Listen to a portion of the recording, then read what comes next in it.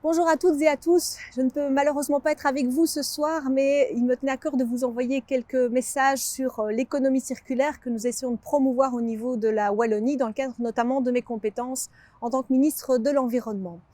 Alors, on me demande souvent ce qu'est l'économie circulaire si on prend un point de comparaison avec la situation actuelle, qui est finalement une économie qu'on appelle linéaire. Si vous achetez un t-shirt, bien souvent vous allez l'acheter, l'utiliser quelques fois, puis peut-être le laisser dans votre armoire ou bien le jeter parce qu'il sera rapidement usé.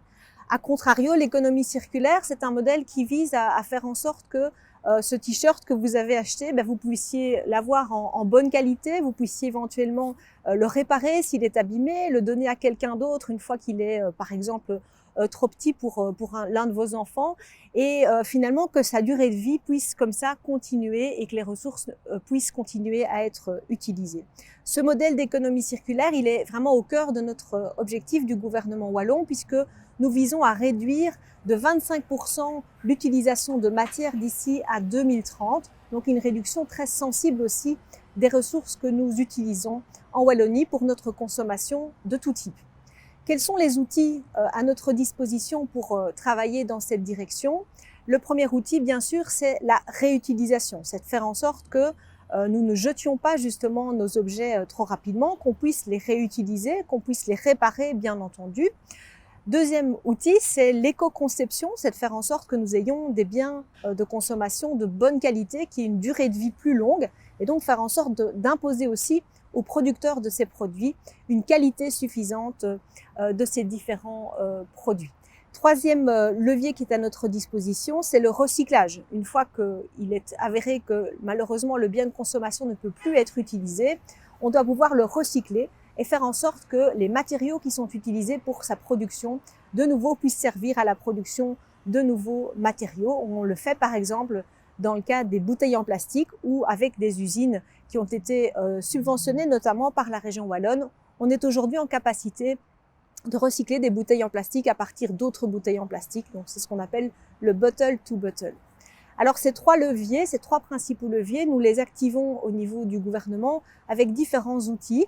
Tout d'abord, bien sûr, des aides financières aux communes qui souhaitent aller plus loin et faire vraiment de la prévention des déchets le cœur de leur politique en matière de déchets. Donc nous les aidons notamment financièrement pour ce faire.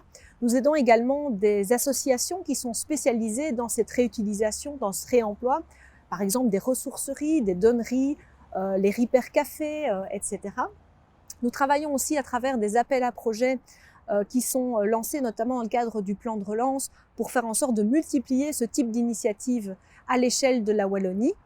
Nous travaillons aussi bien sûr avec le volet réglementaire, le volet véritablement obligatoire qui s'impose avec de nouvelles règles pour les acteurs. Je vais prendre un exemple en matière de construction des bâtiments. Nous savons qu'aujourd'hui, c'est un des secteurs qui aujourd'hui utilise encore le plus de ressources et qui recycle le moins bien. Et donc, nous venons d'imposer dans le cadre d'un décret qui est passé au gouvernement wallon, la déconstruction sélective des bâtiments, c'est-à-dire l'obligation pour les bâtiments qui sont rénovés dans des bâtiments publics d'une certaine dimension. On n'est pas là sur des bâtiments privés, mais par exemple des bâtiments de plus de 1000 mètres carrés, de pouvoir réutiliser certains matériaux et faire en sorte que des belles portes, des beaux matériaux, des briques qui peuvent encore être réutilisées soient remises dans le circuit et non pas tout simplement jetées. Nous travaillons aussi à développer ce qu'on appelle la responsabilité élargie des producteurs. Je le disais tout à l'heure en parlant d'éco-conception, la première chose à faire, c'est de faire en sorte que les producteurs d'emballage, par exemple, ou de certains produits, mettent sur la table et sur le marché des produits de qualité. Mais nous devons aussi faire en sorte que ces producteurs portent la responsabilité de tout le cycle de ces produits. C'est ce qu'on appelle justement la responsabilité élargie des producteurs.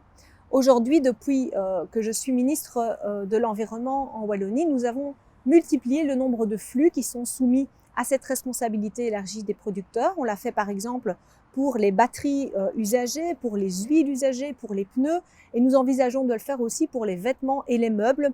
Toute une série de produits qui aujourd'hui étaient tout simplement mis dans les encombrants au niveau des réciparcs et qui demain devront faire l'objet soit d'une réutilisation et d'un recyclage par la filière directement, soit au minimum d'une compensation financière pour inciter les producteurs à avoir des produits qui soient beaucoup plus recyclables.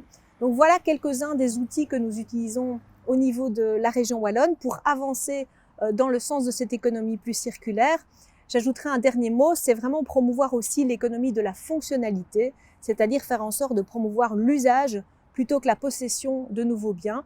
Et ça passe aussi par le soutien à la mise en location, par exemple, d'outils qui peuvent être partagés entre les citoyens. Je vous encourage aussi à avancer dans cette direction parce que c'est tout un nouveau modèle, tout un nouveau monde finalement qu'il s'agit de construire ensemble.